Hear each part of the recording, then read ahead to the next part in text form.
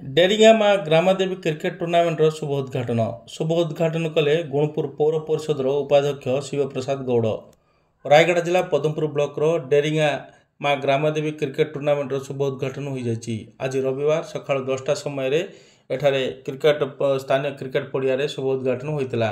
प्रथमे माँ ग्रामदेवी निकट पूजार्चना होता एवं एठारे समस्त अतिथि मानू स्वागत कराइथिला।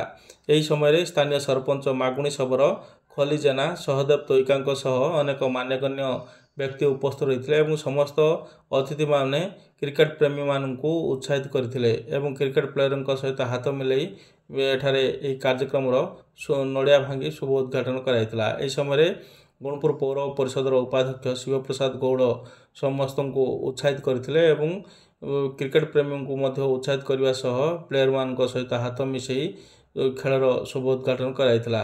तेबे दीर्घ दिन धरी टेनिस क्रिकेट टूर्नामेंट अनुष्ठित होब। एथिरे फाइनल विजेता को ट्रॉफी सहित नगद राशि दिया कहुଯାଇଛି।